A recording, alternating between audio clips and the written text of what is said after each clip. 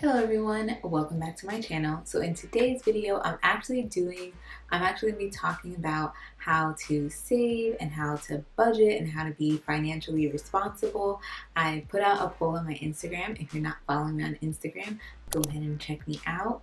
But I put out a poll to see if you guys would be interested in this, and it was an overwhelming 100% yes. So that's what I'm going to be talking about today. So if you guys are interested, be sure to keep on watching. Okay, so let's get started. I put some notes together because I have a lot of advice. As I mentioned on my Instagram, I feel like I'm a professional student. I am now pursuing my third degree, which means I have been not working for a long time. So first things first, I have everything separated into topics. So the first tip that I have is just to sit down and create a monthly budget.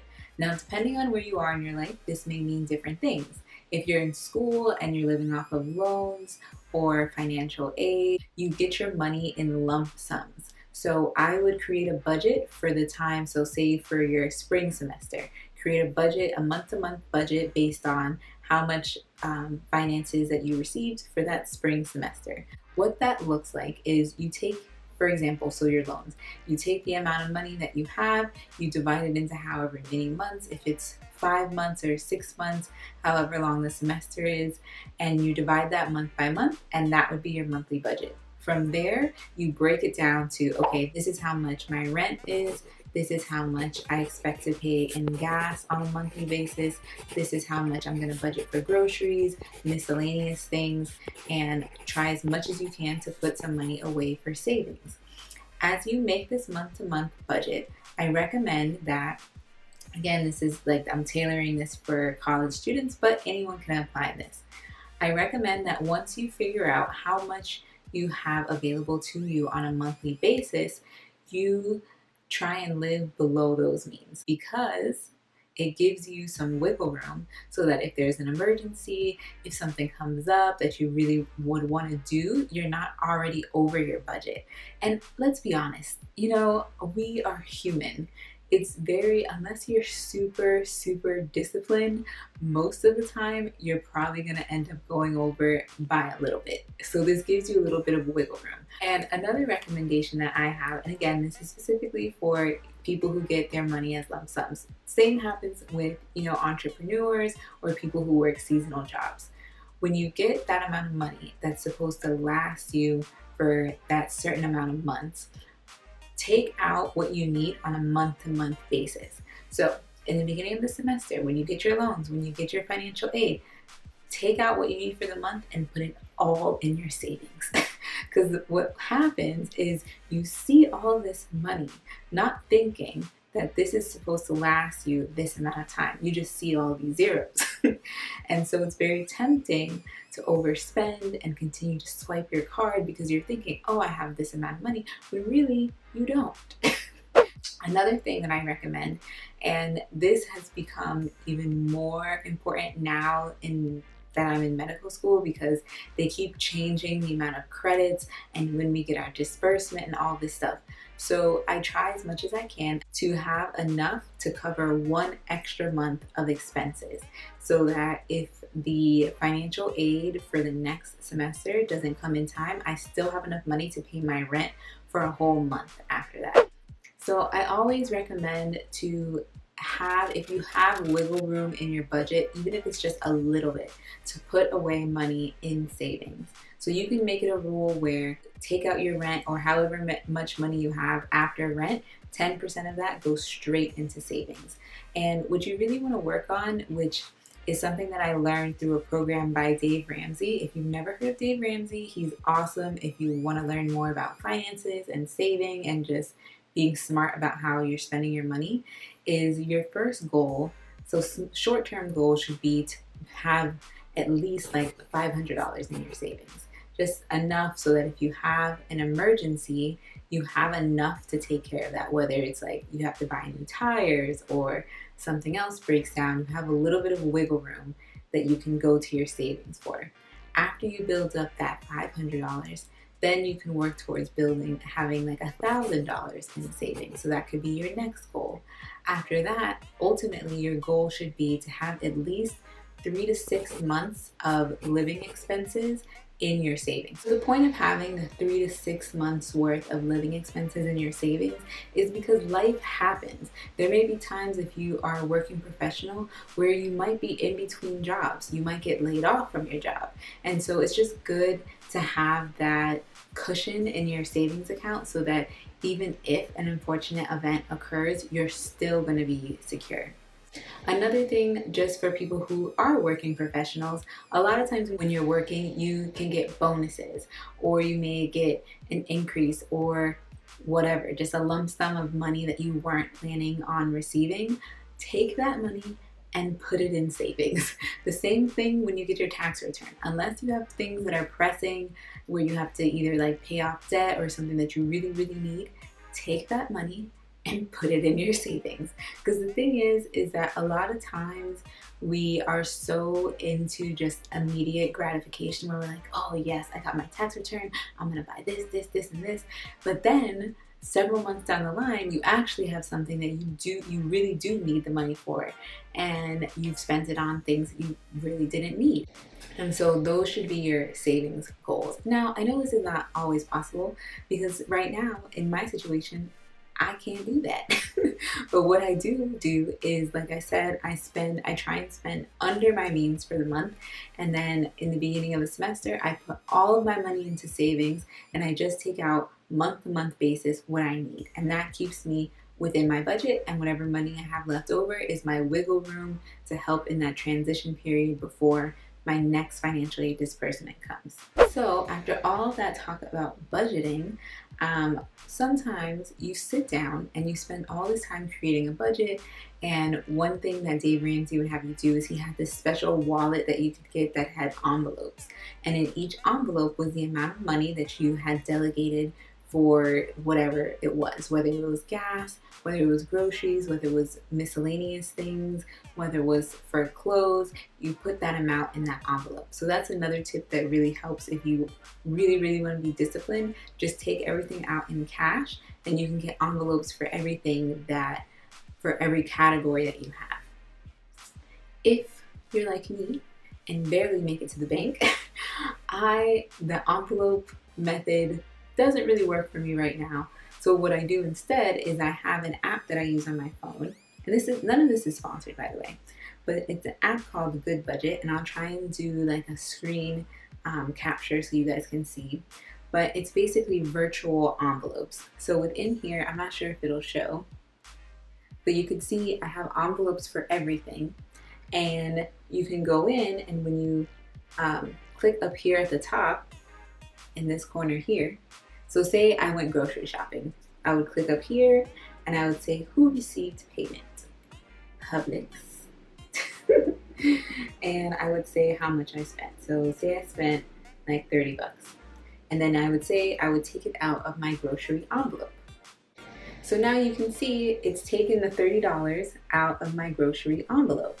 So this is just an easy virtual way to keep track of your finances on the go. Okay, so we've talked about creating a budget. We've talked about being smart about your money, moving your money into savings so you don't touch it and you use it as you need it, and also just making it a goal to try and create a savings and an emergency fund. Next, I'm going to talk about how to save on food. If you're like me, pretty much most of my budget, besides rent, is food. So my most recent discovery that I'm very proud about is I used to not, I don't know where I live in Florida, so we have Winn-Dixie as a grocery store. I recently discovered Winn-Dixie again. I used to go to Winn-Dixie with my family all the time. And Winn-Dixie has this program where you get a rewards card. This is what it looks like. The rewards card is free, and what you do is when you go to Winn-Dixie, whenever you shop, you swipe your little card and you get points based on how much you spend.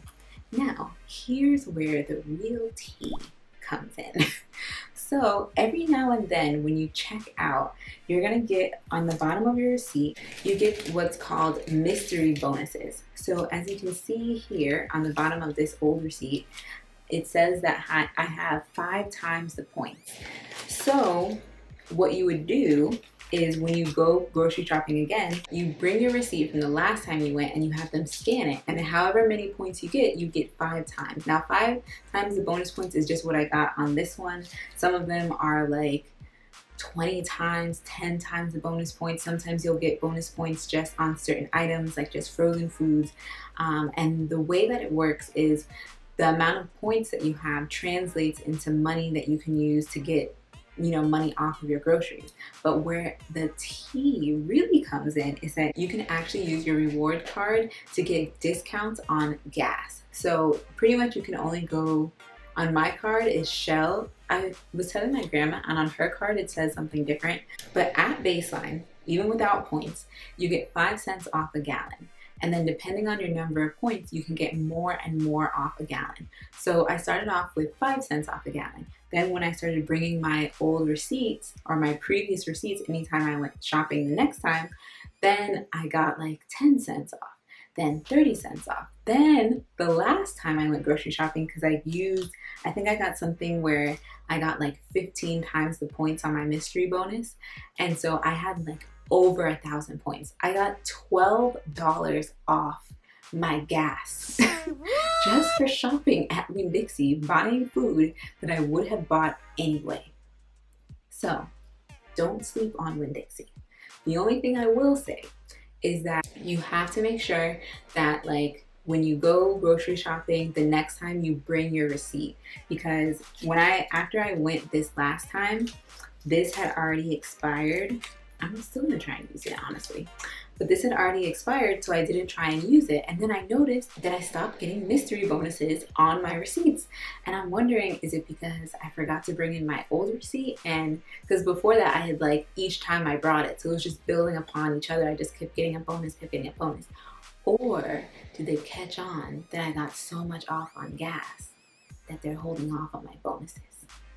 I don't know. But don't be like me. Bring your receipt. Also, one of the key things that I started doing before I go grocery shopping, which I had stopped doing because I felt like, oh, I don't have time for this, but then I realized I have to make time for it, because if not, I just waste money. And that is basically meal planning for the week. I will sit down with my cookbooks or on Pinterest. I'll pick out all the meals that I want to make for the week, and I use that to make my grocery list. That way I buy exactly what I need for the meals that I have planned and nothing more. I find that if I just go to the grocery store and I just make a list of the things that I think I need, half the things I get home, I'm like, what can I really make with this? Some things end up going bad because I don't use them. I buy too much of things I don't need, and you can actually tailor your meals to what you already have in your fridge. And then you'll notice that your grocery list will be a lot smaller because you're being more resourceful and you're being a lot smarter in how you spend your money. Another thing to keep in mind is, I know all these fitness people are, obsessed with meal prepping, but meal prepping isn't just for the fitness buffs. It's also for the people who want to have financial freedom. So when you make your meals, this is what I started doing, because one, I'm trying to save money, but I also don't have a lot of time. So when I make a meal, when I am packing the food all away, instead of packing it into one big container, I just go ahead and just separate it out into smaller containers so that when I pack my lunch, I throw it in my lunchbox. I've even started packing my snacks in little individual Ziploc bags already, so that it's really easy to just grab and go. Also, when it comes to eating out, use Groupon. There's so many good Groupon deals where you spend like $20 in the Groupon and get like $40 worth of food. That's dinner and lunch for the next day. Another food tip for my college students is, if you are someone who is a coffee connoisseur, I don't drink coffee, I can't drink coffee, but I know a few of my friends who take advantage of this. If you invest in buying the Starbucks reusable cups, there are some Starbuckses that will refill your cup, I think for like $1. You can get a full cup of coffee for $1 if you just bring your cup. If you are not a coffee drinker, I still have a tip for you. If you bring in your refillable cup, you can ask for hot water for free. So I used to have a friend who used to just bring tea bags in her bag when we went to the library, and then when she really needed like a pick-me-up, she would just take her reusable cup over to Starbucks, ask them for some hot water, and make her own tea at the desk. So you just you have to use your resources. Okay, so these next tips are specifically for how to save money around the house. So on your electricity bill, your water bill, etc. So one of the things that I used to do in college, which I'm sure other students do as well, is whatever you're not using, unplug it. It's not a lot of current that it uses, but they do say that anything plugged into the wall will draw a little bit of electricity. So whether it's your toaster, whether it's the TV, if you're not watching it, if you're not using it, unplug it. Another tip is instead of using the usual light fixture in the room or wherever you're sitting, say if you're studying, try and invest in a lamp, whether it's a standing lamp or a desk lamp, and then you can get the energy bulbs. I noticed a huge difference when I switched to standing lamps instead of using my regular light all the time. It made a huge difference in the amount of my electricity bill. It also helped because a lot of the times I would fall asleep with my light on. So at least I knew that if I fell asleep with a standing lamp, I'm spending a lot less money than if I fall asleep with a regular light on. Next tip, which I'm sure everyone has heard of as well, when it comes to your AC, you want to make sure just to find a set temperature and leave it there.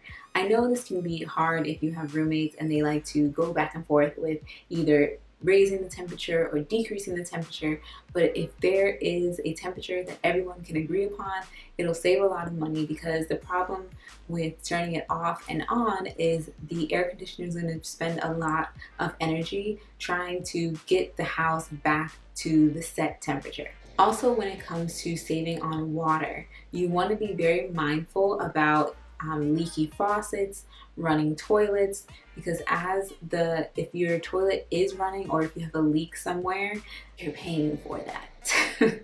So make sure to try and address that as soon as possible, and call the maintenance if you can't fix it yourself. And last but not least is beauty. The main way to save money on beauty stuff is to do it yourself. When it comes to your hair, I can't tell you the last time I went to the salon, because I just learned how to do everything myself. And not to say that you always have to do it yourself. For special occasions, definitely go get your hair done, go get your nails done, but learn how to do those things on your own. Especially with your nails. I don't really do my fingernails because I've washed my hands too much for it to last. But specifically like on my toes, every now and then I get a pedicure, but for the most part, I just do it myself. I soak my feet, I have a good scrub, I have a good cuticle remover, I have a really nice top coat. You couldn't even tell that I didn't go to the salon. And a lot of times it just takes having the right tools. Once you've invested in the tools, then you can just do it at home in the convenience of your own house. Last but not least, another app that you can use for all of the things that I talked about, groceries, clothing, hair products, is an app called Ibotta. That is the logo for Ibotta. Basically what Ibotta is an app that allows you to get cash back on the purchases that you make.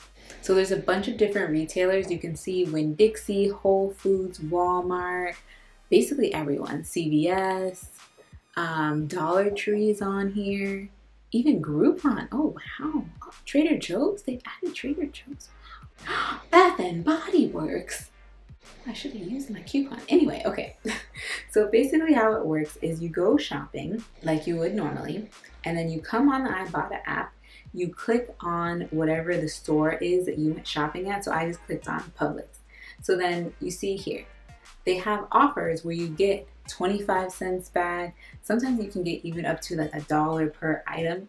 So right here it says lunch meat. So I would click on that, and after I buy the lunch meat, I would go to redeem down here. I would click on redeem. There's going to be something that prompts you to scan the barcode of that item, and then you take a picture of your receipt. Once they verify that you have the right date on your receipt, then they put that money in your Ibotta account. So far, I only have $3 in my account right now, but overall I've earned $34. So that little 25 cents, 50 cents, dollar, it adds up and it's free. Like I said, you just go shopping like you would normally do, go on the app, click on the location that you went shopping and look to see what deals are available. So that is it. Those are all of my savings secrets. Hopefully this was helpful for you all. If you guys have any tips that I didn't mention about how to save money in any of these areas, go ahead and leave them down below because sharing is caring. So thank you guys for watching and I will see you in my next one.